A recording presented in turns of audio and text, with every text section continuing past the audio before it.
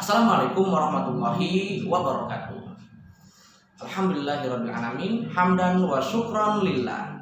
Apa kabar adik-adik kelas 1 Madrasah Tarbiyatul Jannah? Semoga dalam keadaan sehat selalu dan diberkahi Allah Subhanahu wa taala.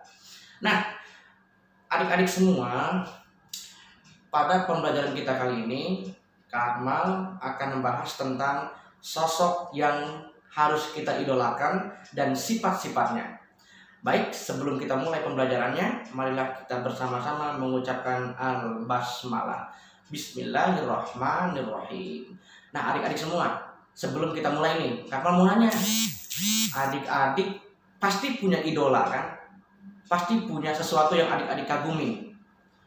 Baik itu di dunia nyata atau di dunia enggak nyata. Contoh Kak Akmal nih, Kak Akmal dulu seneng banget sama sosok Power Ranger warna merah. Iya, Kak Akmal sangat suka banget. Kak Akmal juga suka dengan Ultraman Mebius. Ya, dulu mas suka sangat ya sama yang kayak gitu. Nah, ternyata adik-adik semua, dalam kehidupan nyata, kita yang sebagai orang muslim harus memiliki idola. Dan idolanya jangan sembarangan. Idolanya harus memberikan contoh yang baik atau menjadi panutan untuk kita semua. Makanya dalam Islam, idola nomor 1 kita adalah siapa adik-adik semua? Ada yang tahu? Iya, jawabannya adalah Nabi Muhammad Sallallahu Alaihi Wasallam. Nabi yang terakhir dan pemimpin seluruh makhluk. Nabi Muhammad Sallallahu Alaihi Wasallam. Adik-adik, kenapa mencintai Nabi Muhammad? Kan kita belum pernah bertemu sebelumnya. Apa karena adik-adik sebelumnya pernah terngiang tentang sosok Nabi Muhammad? Atau adik-adik hanya mendengar saja dari orang-orang tentang Nabi Muhammad? Tapi kenapa adik-adik harus sampai mengidolakan? Pertanyaan yang bagus. Adik-adik semua, Nabi Muhammad SAW adalah Nabi yang terakhir yang menyempurnakan Islam. Jadi Islam yang datang dari Allah Subhanahu wa taala dibawa kepada manusia seperti kita ini, kemudian jadilah kita manusia yang memiliki pedoman. Islam adalah penuntun, Al-Qur'an adalah pedoman. Baca Al-Qur'an, insya Allah akan menuntun kita kepada kebenaran. Nah, kalau Al-Qur'an itu semacam teori, semacam kata-kata, semacam kalimat dari Allah Subhanahu wa taala, maka prakteknya adalah Nabi Muhammad SAW. Makanya kenapa kita harus kagum dengan sosok Nabi Muhammad? Karena beliau adalah gambaran dari Al-Qur'an. Sosok Nabi Muhammad mencerminkan kehidupan yang terbaik dari yang terbaik. Oke, Kak Akmal akan memberikan beberapa alasan kenapa adik-adik semua harus suka dengan Nabi Muhammad SAW. Yang pertama, Nabi Muhammad sebelum menjadi nabi, beliau mendapatkan gelar Al-Amin, yaitu orang yang dapat dipercaya. Artinya beliau orang yang amanah.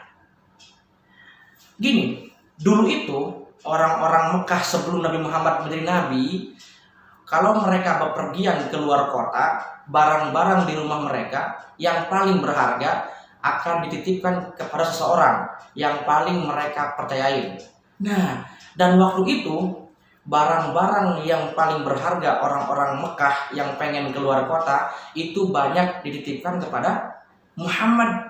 Sebelum beliau jadi nabi, orang-orang Mekah sudah sangat percaya bahwa Nabi Muhammad itu orangnya bisa dipercaya, alias jujur. Nah, makanya mereka gak khawatir barangnya hilang. Satu alasan nih, kenapa adik-adik harus mengidolakan Nabi Muhammad? Karena beliau itu mendapatkan gelar Al-Amin, yaitu orang yang dapat dipercaya. Dititipin barang, dijaga barang itu dengan sebaik-baiknya. Satu. Yang kedua, Nabi Muhammad itu orangnya rendah hati dan tidak sombong. Nabi Muhammad adalah sebaik-baiknya manusia, dan dia adalah manusia paling sempurna. Dia paling dekat dengan Allah, tapi beliau adalah manusia yang sangat rendah hati dan tidak sombong. Sangat rendah hati. Beliau selalu menginginkan hal-hal baru. Beliau selalu belajar dengan para sahabatnya. Beliau selalu mengasihani orang-orang di sekitarnya. Beliau selalu ingin mencari hal-hal baru. Beliau nggak pernah bilang, aku adalah nabi dan aku yang paling tahu, maka kamu harus kepada aku saja. Nggak pernah Nabi Muhammad sesombong itu. Nabi Muhammad adalah sosok yang sangat rendah hati. Maka adik-adik harus belajar dari Nabi Muhammad. Walaupun dia pangkatnya sebagai Rasul yang paling dekat dengan Allah, tapi beliau sangat rendah hati sekali. Enggak sombong. Karena sombong itu adalah milik Allah Subhanahu wa Ta'ala. Kemudian alasan yang ketiga kenapa kita harus mengidolakan Nabi Muhammad, bicaranya Nabi Muhammad itu sangat lembut, enggak pernah kasar. Nabi Muhammad enggak pernah ngomong kasar. Kepada yang lebih tua beliau hormat, kepada yang lebih muda beliau mengasihani. Dan kalau bicara melembutkan, setiap orang yang mendengar Nabi Muhammad berbicara, beliau selalu tersentuh. Jadi kalau ada orang yang marah, Nabi Muhammad menasihati, langsung tersentuh. Itu Nabi Muhammad SAW.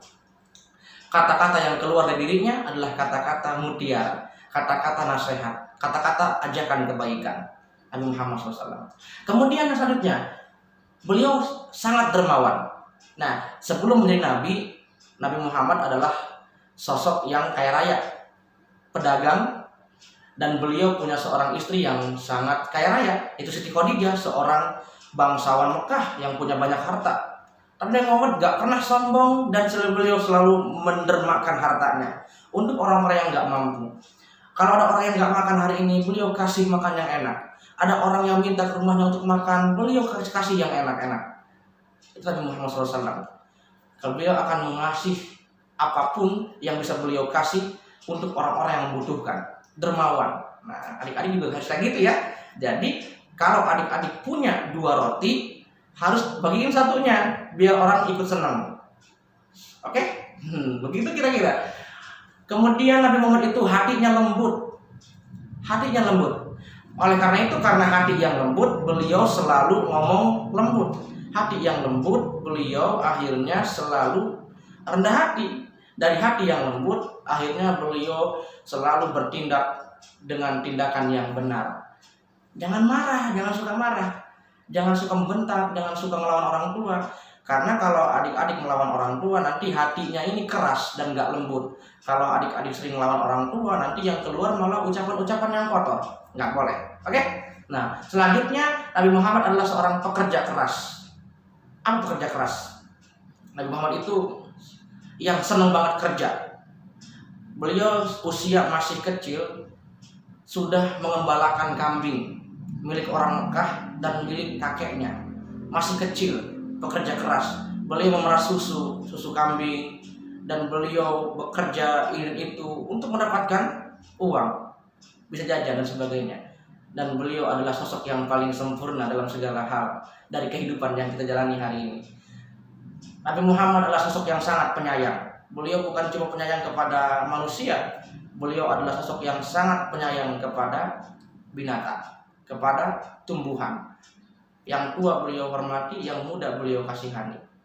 Berbinatang beliau sangat cinta, dan beliau memiliki 1 ekor kucing namanya Muza, dan kucing itu dia badikan sebagai kucing setianya Rasulullah SAW, Nabi Muhammad itu.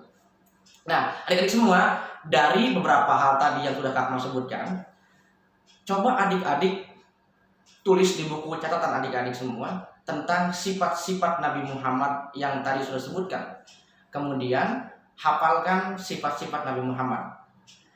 Nah ya, hafalkan, lalu berikan 1 contoh aja tentang salah satu sifat yang tadi. Misalnya, Nabi Muhammad itu adalah pemaaf. Contoh, beliau pernah memaafkan seseorang yang sering meludahi Muhammad ketika sedang berjalan ke masjid. 1 misalnya, kayak gitu.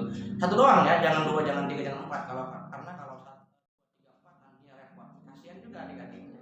Oke, silakan dicatat sifat-sifat Nabi Muhammad apa saja. Kemudian hafalkan. Nanti ketika evaluasi daring, adik-adik akan ditanya soal tugas hafalan dan catatannya. Terima kasih, semoga sukses selalu. Assalamualaikum warahmatullahi wabarakatuh.